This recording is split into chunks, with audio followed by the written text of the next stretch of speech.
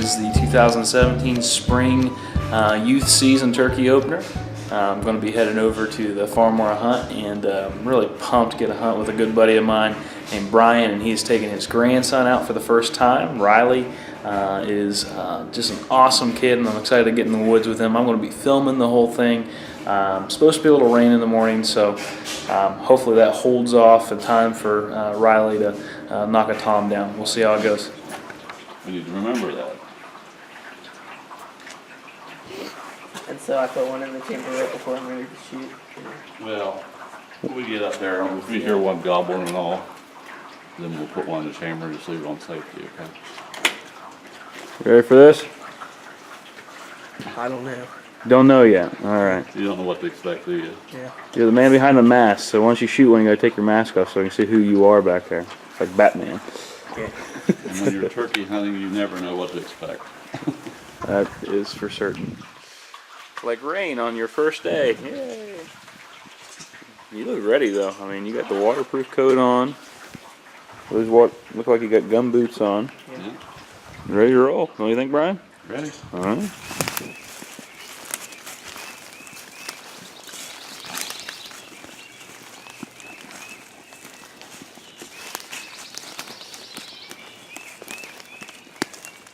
So the first hunt of the year did not disappoint. This is Riley's first ever hunt, and so as we get to the top of the hill where we can kind of hear the whole property, we hear a bird really close. So his grandpa and I, we decided we're going to go down in and try and get close to the roost. You know, it's still dark, and so you can see we start to go down in, and things just didn't work out. We got a little too close to the roost, bumped the bird off the roost, and he took off.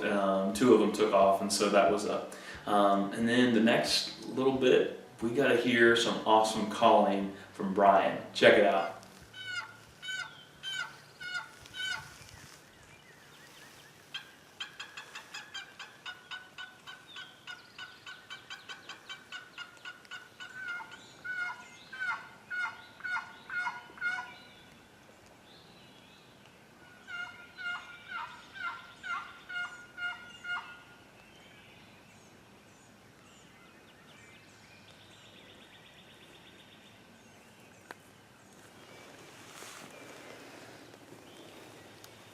So we had some birds calling from different directions. We just couldn't get anything to come in. I was just enjoying getting to hear Riley's grandpa call on his box call. He is a master with that thing, really makes some good sounds and that I could learn from. So we did get one tom to gobble back, and you'll see right here there was a big problem involved.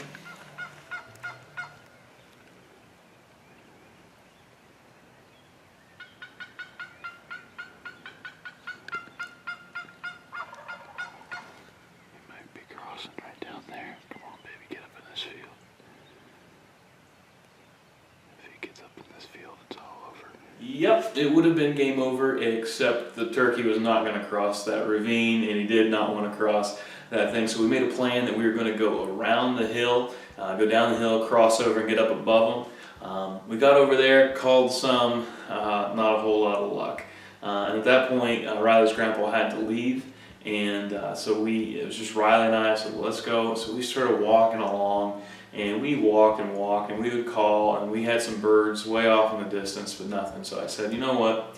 It was almost 10 o'clock. I said, why don't we go back up to the hill where we started? Just like right below where we started. You never know, something may have came back in there. And just as we crested clear to the top, we get clear to the top of this hill, there's a gobble. So we set up and started to call.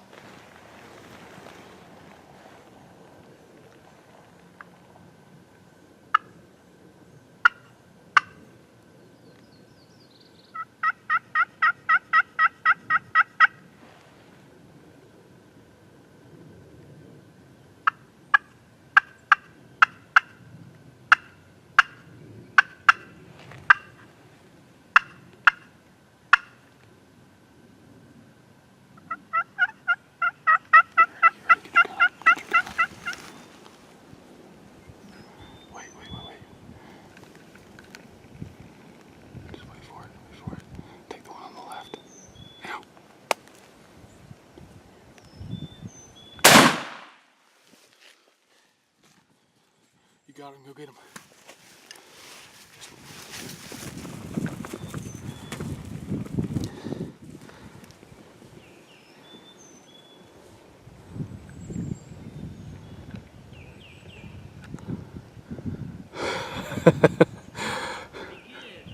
Got him, bro? Yeah. Woo!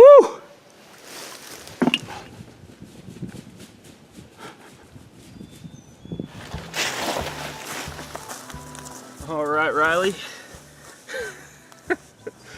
That happened very quickly, didn't it? Yes. All right, so tell us about this morning. So what happened? How did this all play out to finally get this bird at, what time is it, 10:30? Well, we came out here about 6 o'clock, and we started up here, and we walked all the way around, and at our very last stop, we heard them gobbling down over the hill. Yeah. And a big flock came up, and there you go. There you go. Awesome, man. Yeah, we've been all around. His grandpa started off with us this morning, then his grandpa had to go, and so I said, let's just go up to the Saddleback one last time. Let's see what we get, because a lot of times you never know what happens in the afternoon, not afternoon, but mid-morning.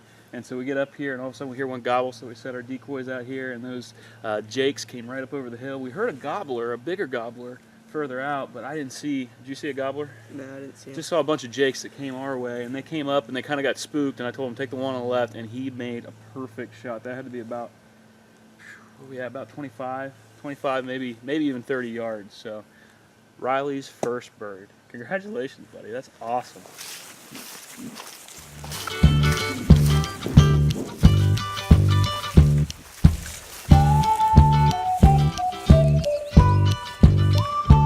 Awesome first hunt for Ryley. I was just so honored to be a part of it. Wish Brian, his grandpa, could have been there for the actual kill, but you know, you should have seen his face. I should have videoed it, but I didn't. Brian, whenever he found out about Ryley getting his bird, he came down and took some pictures with him, was just congratulating him, and it was just a really cool experience. I'm just blessed in that family. One thing that you need to know about Brian is that he is just a great father, great grandfather, and just has a heart for his grandchildren. Every single one of their games, track meets, he's at it. He tries to connect with each and every one of them. You know, he is an example of what I call a Deuteronomy 6 father and also a grandfather. Deuteronomy 6, it talks about how the Israelites, they're not supposed to just let their kids try and just figure it out all on their own and give them no guidance. It is about impressing upon your children, not forcing, impressing, encouraging, telling them about the good things that God has done. They say at some point your kid's going to wonder, what happened? Why do we have these laws? And you're supposed to tell them the story. You're supposed to tell them the story about who you are and who we are as a people. And one of the things Christians do today is we still impress it on our kids, and in Brian's case, his grandkids. I just see a man who cares, and man, it's great to teach a kid how to hunt. It's great to teach them how to live off the land and to enjoy that kind of thing. But the number one thing that you can teach a kid is an authentic relationship with the Lord. You can't beat that. Nothing better than that.